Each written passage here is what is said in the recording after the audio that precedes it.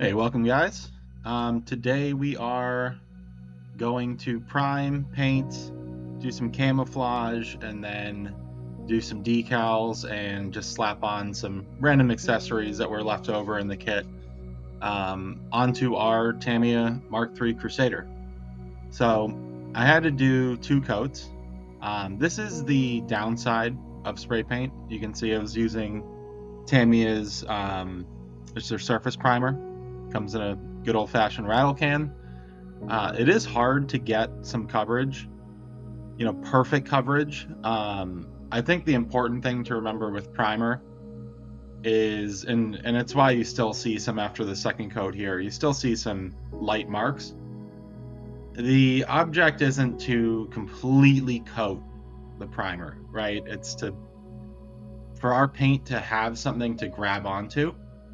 So if you have some stuff like that, if you're using a rattle can, you don't have an airbrush, don't worry about it, right? It's more important to get the second layer on.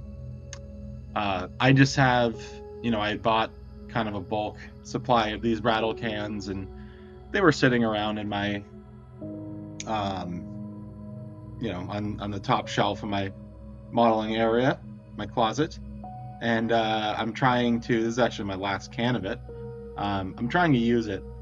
It is a phenomenal primer. It's self-leveling, and I would highly recommend it. It has its downsides, which is the coverage issue. So I've gone ahead and Tamiya's XF59. I've gone ahead and just done a base coat. I was going for a camo scheme, which I'll cut to in a second here, that I'm not exactly sure on the colors. This kit wanted us to paint it green, but we're just kind of gonna wing it a little bit.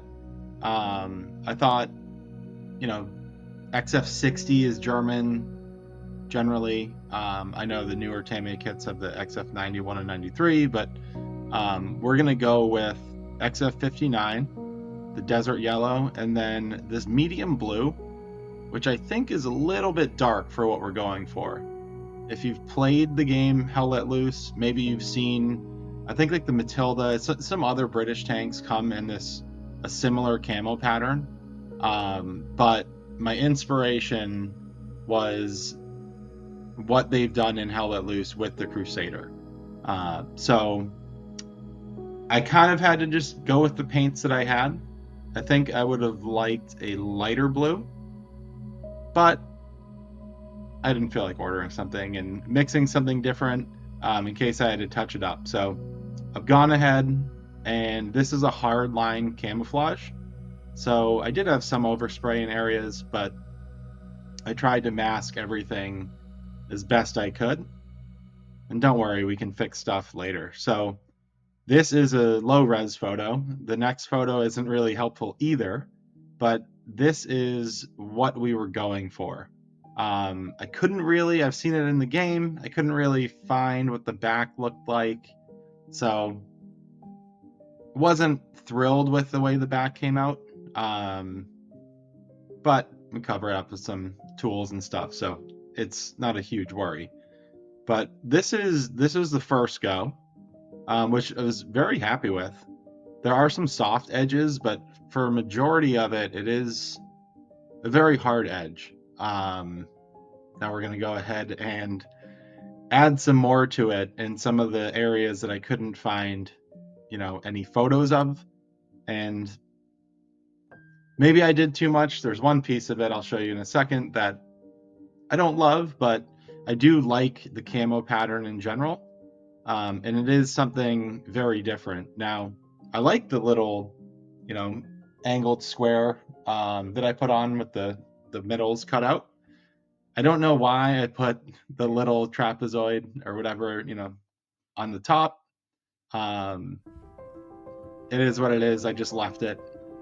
It's something to break it up. I think in my mind I was going to put more of those, but I didn't.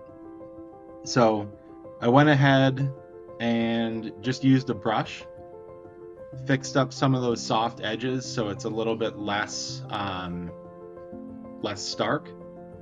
And here there were two different decal sets to put on. the first set came with a much larger number 3, and it was just going to flow over the lines of our camouflage pattern. So basically what I did, I just took decals from both to try to fit in singular areas of color so that it didn't, it didn't look like the decals were put on after the camo. They would have been, I guess, put on before, but not too many in this kit, which is nice. And again, like always, these are actually really thick decals. If I have to say, something negative, I put, honestly, like 10 layers of Mark Fit on these, and they don't look any different. The 3s, the white decals, really settled in. And this is obviously after a coated gloss coat, so that's why the model is very shiny in this moment. Just use the Tamiya TS13. Let that dry. I try to let it dry for a couple days, at least 24 hours, to fully let it cure. And then, like the more time you can give your clear coat to dry, the better, right? It can dry to the touch in 5 minutes, and it can take up to sometimes a week for some of these paint products to cure. And if you're really going to weather it, you want it to cure. You want it to really be in place there.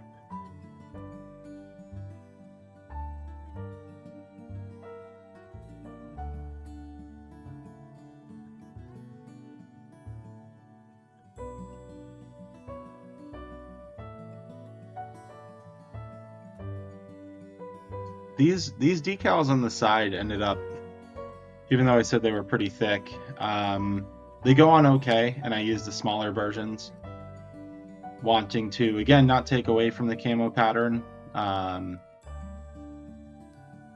but also, get some markings on there, make it look a little bit more realistic. What I regret doing is the second decal option really came with, well, we'll do the front first, but you'll see what I put on the back, and I don't know, they didn't go on super well. So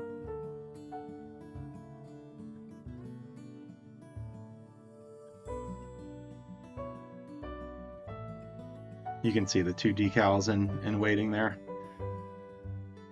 So sometimes these are really difficult to move around.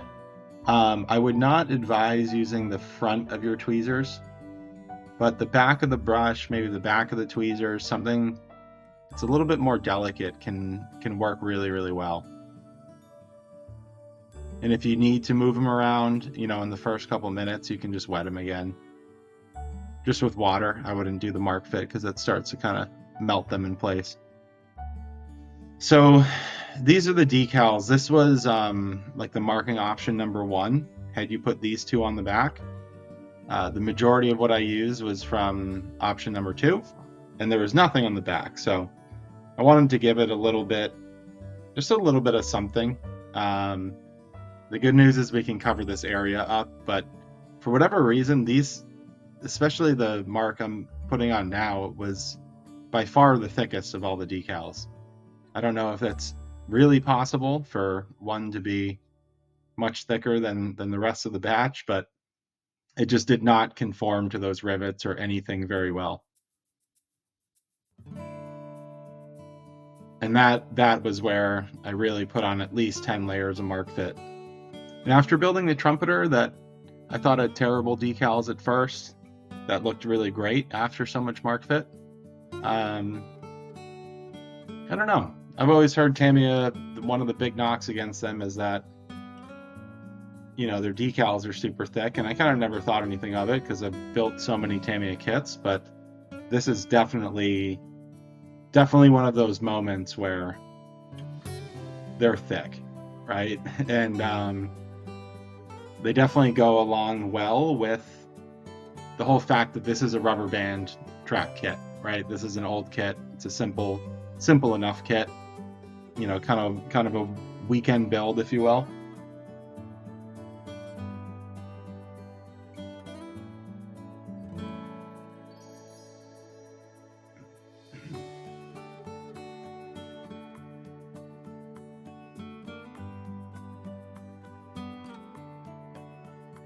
So I don't know. As I'm recording this and looking at the model before I start weathering it, I do think I will in the next year probably buy the border kit, because this is, I think, one of the best looking tanks of World War II.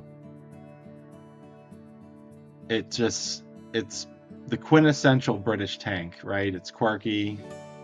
It looks a little different, but it also looks great.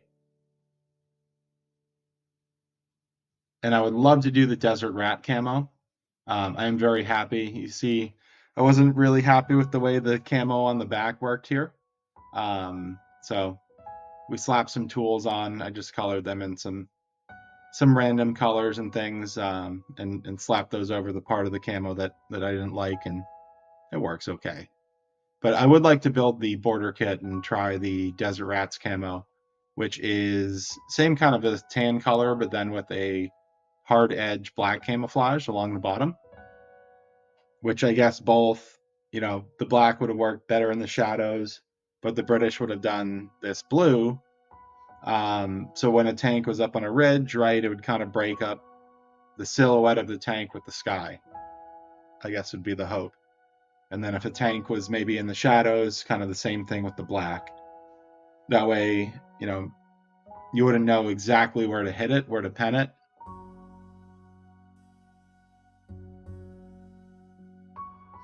But it is a nice thing about this kit. It doesn't come with a ton of stowage, but it comes with just enough. You easily could take what I put on the back there. My original plan was to hang some of it on the sides of the turret, but I wanted to cover up that little area, so.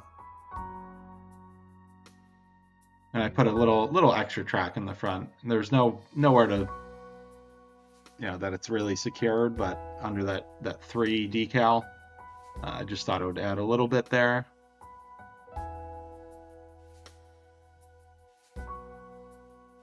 But yeah,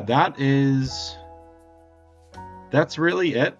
I'll leave you with the finished model. If you enjoyed this, please like and subscribe. It's as easy as one click, or I guess 2 clicks. But in the next episode, we're going to take this, we're going to weather it. Probably going to do a lot of chipping to try to tone down this camouflage. Before we do that, we're going to spray it with Tamiya TS80 and just dull coat it to get some of the shine out. And yeah, we'll do some desert weathering. So I'll leave you guys here with the finished kit. Hope you enjoyed it, and we'll see you on the next episode.